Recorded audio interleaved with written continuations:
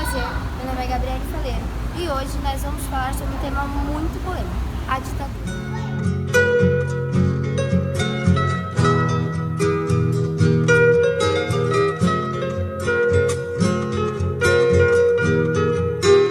Bom, antes de começar, eu gostaria de te explicar o que é a ditadura. A ditadura é um tipo de governo autoritário que é exercido por uma pessoa ou por um grupo de pessoas com supremacia do poder executivo. Você sabia que no dia 31 de março de 1964 teve início de um golpe militar aqui no Brasil? Pois é, foi um regime militar autoritário que durou 21 anos e estabeleceu a censura à imprensa, restrição dos direitos políticos e perseguição policial aos opositores. Esse golpe teve como objetivo de evitar os avanços do governo de João Goulart, que na época estava sendo acusado de um comunista.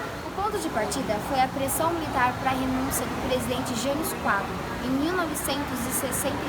O seu governo durou apenas 7 meses. Enquanto isso, o seu vice João Goulart estava em uma viagem política à China e quem tomou temporariamente a presidência foi o deputado Ranieri Mazzarino. Ao retornar ao Brasil, João Goulart foi escoltado do aeroporto até o palácio, onde foi impedido de governar. Porém, diante de uma ameaça de guerra civil e a população se manifestando, foi proposta a emenda do Ato Constitucional de número 4, que restringe todos os poderes do governo. Dessa forma, João Goulart seria presidente, mas com seus poderes limitados. Ele aceitou a proposta da redução de seus poderes, mas estava esperando o momento oportuno para... Let's go para mais um vídeo, entendeu? Bom, e aí rapaziada, beleza com vocês? Hoje eu vim gravar um vídeo pra vocês falando sobre João Goulart. Bom, tudo se inicia com Getúlio Vargas, quando foi deposto à chefia do país em 1945. Ele retornou a São Borja para entrar em contato com João Goulart, que já desenvolveu uma popularidade pela região.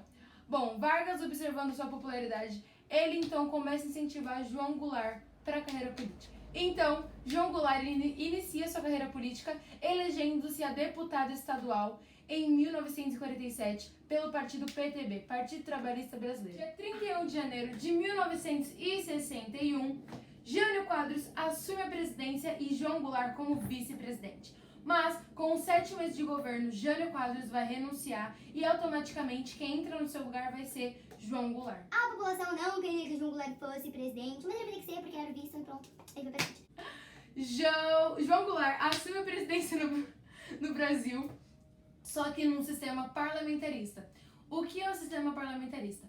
O sistema parlamentarista é um sistema onde restringe o poder do presidente e ele passa a governar com o ministro do seu lado. E o ministro da época então vai ser Tancredo Neves. Bom, esse sistema continuou até 1963. Goulart ainda não tinha poder para realizar o que ele queria aqui no Brasil. E então acontece que a população não queria mais o sistema parlamentarista, eles queriam voltar com o sistema presidencialista.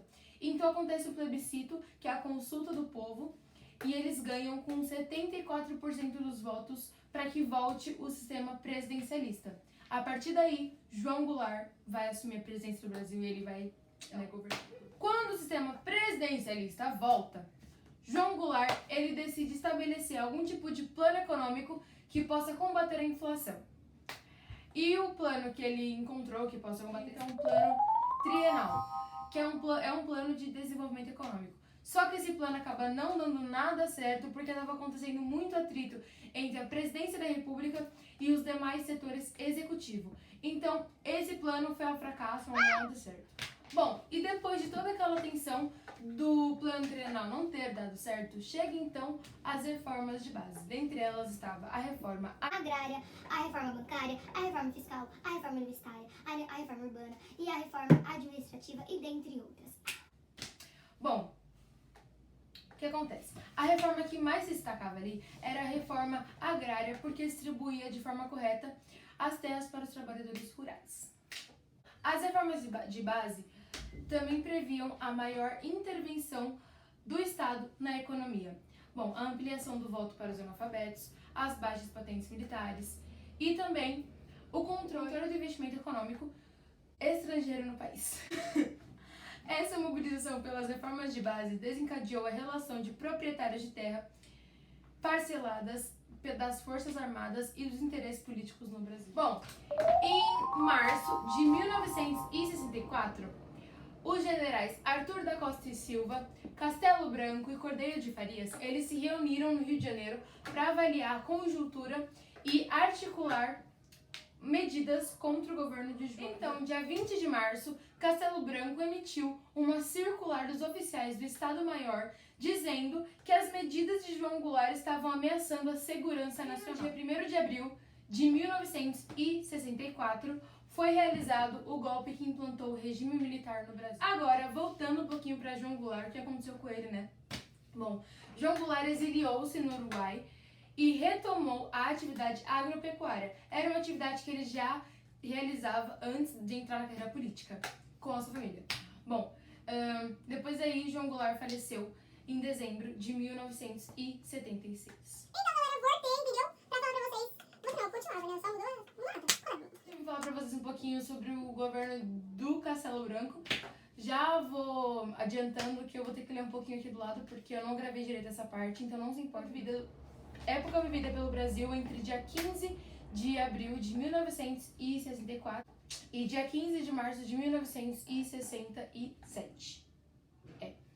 Quando o general Arthur da Costa e Silva assumiu a presidência, e também a época inaugural do regime militar de 1964 implantado aqui no Brasil. Peraí, galera. Os principais objetivos da intervenção militar era acabar com os ideais nacionalistas e reformistas representados pelo partido PTB, Partido Trabalhista Brasileiro, e também acabar com os projetos das reformas de base do governo de João Goulart. Uma das primeiras medidas do seu governo foi a promulgação do Ato Institucional 2, que aboliu o parlamentarismo e concedeu o poder ao presidente da República para cassar mandatos de deputados e convocar eleições internas, entendeu?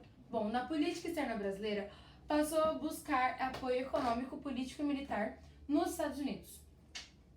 Bom, e durante seu governo foi registrado um crescimento de 12,6% de PIB, que é Produto Interno Bruto. Eu acho que é isso. Espero que seja, na verdade.